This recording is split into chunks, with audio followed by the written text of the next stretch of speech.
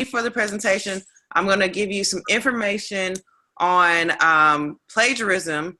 What is it and how do we avoid it? Because like I said, when some of you guys first came on, yes, a lot of us are taking math classes. A lot of us have issues with statistics and all that good stuff. And like I said, we'll be doing some classes over that in the future.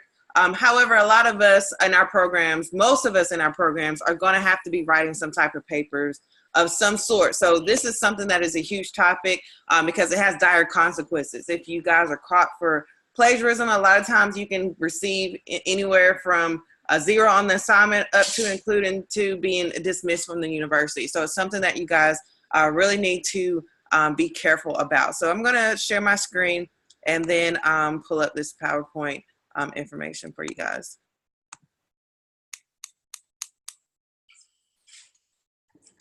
So avoiding plagiarism. So this module is going to be about discussing what plagiarism is and how we can avoid it. And again, if you guys have some questions while I'm going through these slides, definitely leave those in the chat. So we're going to be going over, number one, what is plagiarism, how to recognize plagiarism, how to avoid plagiarism, and what is common knowledge. So common knowledge is a good way to measure whether or not you are plagiarizing or not. So we kind of want to know what common knowledge is and how you can use it in your papers without having to cite, and what types of information you can use without having to cite. And then I'm going to give you some additional resources. I'm also going to be emailing this out and posting in the group. So if you miss it and don't get a chance to write it down or to save it, don't worry about it. I'm going to actually send it to you after our meeting tonight. All right, so what is plagiarism? So plagiarism is defined as using any of the below listed items without citing the original source. That is plagiarism. So any of these items that are facts, opinions, or someone else's words, and even drawing, charts, graphics, or music. So this is both intentional and unintentional. So a lot of times people understand that they can't just copy and paste words from somebody's book or magazine or somebody else's words, somebody else's opinions. They understand that part, but this second one is where a lot of people get hung up, because drawings, charts, graphics, and music are actually other people's intellectual property. So without citing the original source, if you are using a drawing, a chart, a graphic, or some type of music clip, you must cite the original source as well.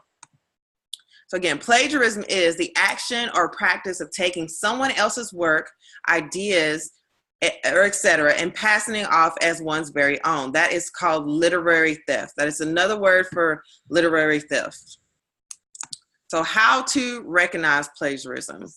So recognizing plagiarism can be a little bit tricky. Like I told you before, a lot of people don't know that plagiarism is also using, I'm sorry, click that here. Plagiarism is also using other people's graphs and charts and drawings, but some of these other ways to recognize plagiarism will also help you as well. So here's how to recognize if you must cite something within your paper. Did you use any outside sources? So if you went to another website and you got some information, or you had to get information from a book, or you had to get information from even any audio clips, you must cite that outside information. Are parenthetical citations within your document?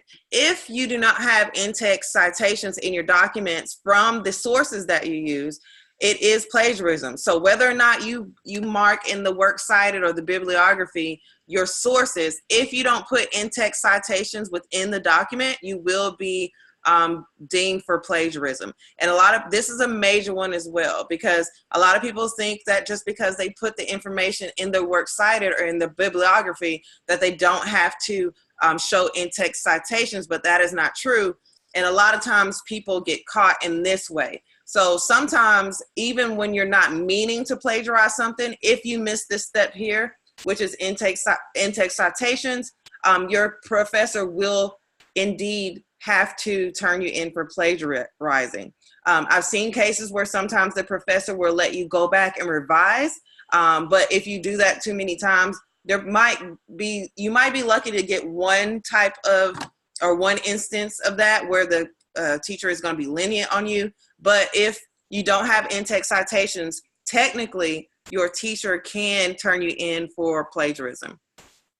Also, if you have any quotes in your paper, if you have not cited any direct quotes, if you put something in quotation marks, you definitely need to go back and make an in-text citation and cite your source in your works cited or your bibliography. So clues to your reader that maybe some of the material that you have used should be cited or included on your works cited. So these are some clues that allow your reader to say, okay, maybe this is not her own words. So dates and statistics without sources. If you are using a date or any type of stat, like for instance, 50% of women work outside of the home. If you're using a stat like that, you need to back that up with a citation. That's going to be a big tip off that, hey, she used somebody else's work or somebody else's thoughts.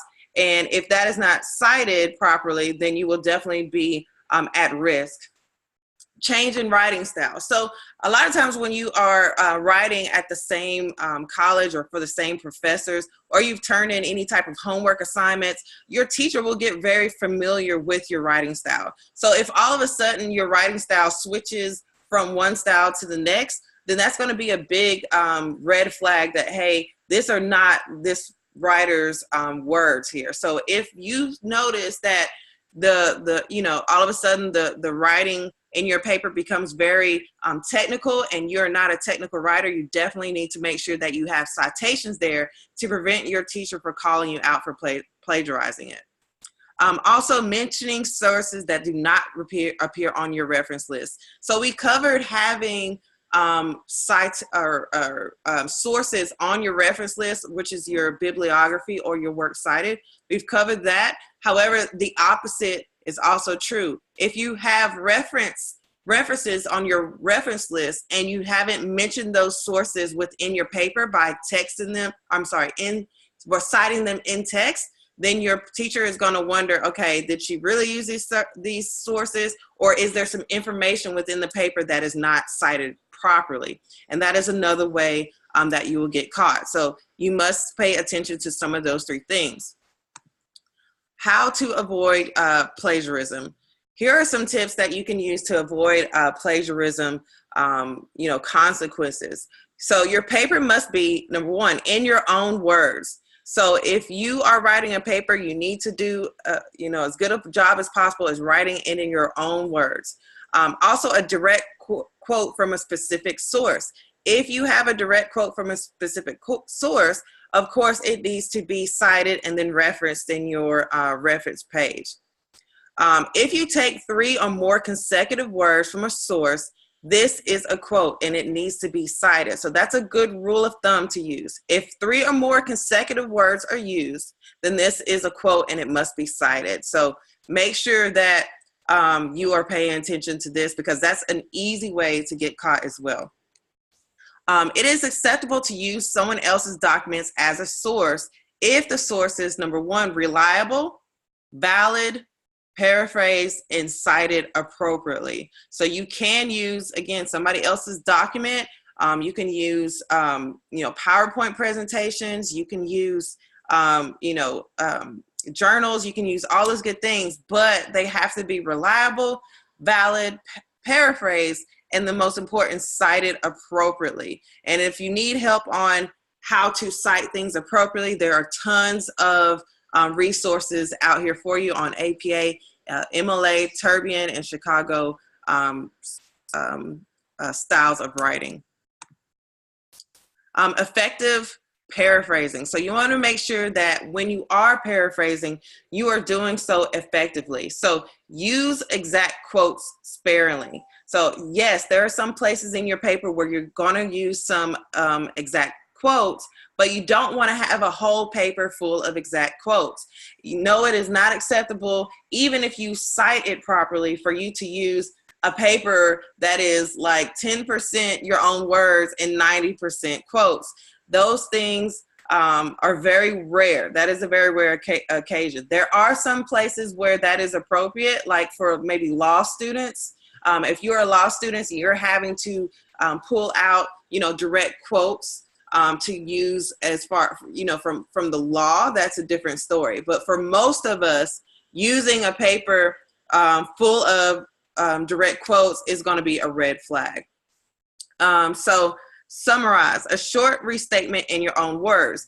This is a way that you can prevent yourself from using a bunch of quotes. So instead of copy and pasting a whole exact quote, make it, shorten it, and then restate it in your own words. Also, you can paraphrase, but remember, we talked about earlier how if you're using 2 to 3 words or more in a consecutive way, then you need to definitely cite that source. So paraphrasing, you can do an expanded summary, which follows the general flow of the original work. That is going to be paraphrasing, but you also need to make sure that that is going to be cited as well. So let's talk about common knowledge. So common knowledge is something that you do not have to cite within your paper. So that can get a little bit tricky sometimes, because then it's like, okay, what's common knowledge and what's not? What should we cite and what shouldn't we cite? So here's a few things that would be defined as common knowledge. So information that is well known and uncontroversial. So we all know that George Washington was the first president of the United States. If I asked my 2 daughters who were 8 years old who the first president was, they would definitely say George Washington. That is something that is common knowledge and does not have to be cited. Another good example is about Washington, D.C., which is the capital of the United States. Washington, D.C. being the capital of the United States is something that is common knowledge. Again, if you ask a child, who goes to school of young age, they would definitely be able to spit this back out. That is a good rule of thumb of how to identify what is common knowledge and what is not. So again, common knowledge does not have to be cited. However, if you take any ideas from a different source, any new ideas, any new facts or information, it will definitely have to be cited in your paper. So here are some additional resources that you can use to help you avoid plagiarism. Purdue OWL has a great resource that goes over plagiarism rules, what is and is not acceptable. Also on Purdue OWL, you can look at different citation styles, and you get a lot of in-depth information about, APA, MLA, and all that good stuff, so that you can avoid plagiarizing. Because a lot of times students that I work with get caught for plagiarism, not because they meant to copy and paste something, because they didn't know how to cite it properly and got dinged that way. Also, Northwestern University has a good plagiarism resource. And then to cite sources and avoiding plagiarism, Duke University has a good little article as well that you can go and take a look at. And they give you a lot of good information about how to cite your sources and what things you can also avoid for being deemed for plagiarism. So at this time, I'm going to open up for any questions. I'm going to stop sharing my screen and unmute you guys. Do you guys have any questions about any of this?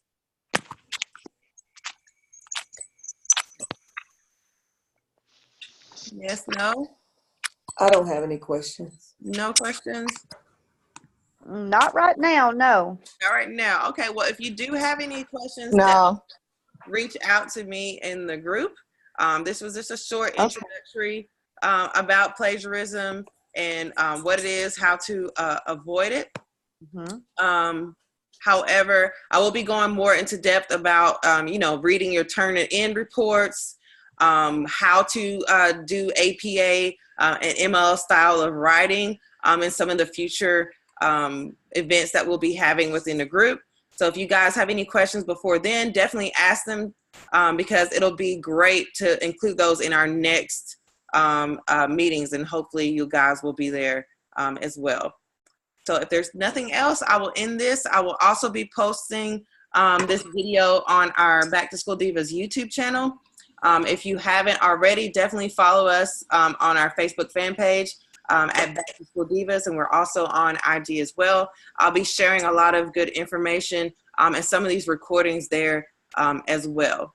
So I hope you guys have a good evening. And for those of you who have started school, good luck and reach out if you need any assistance.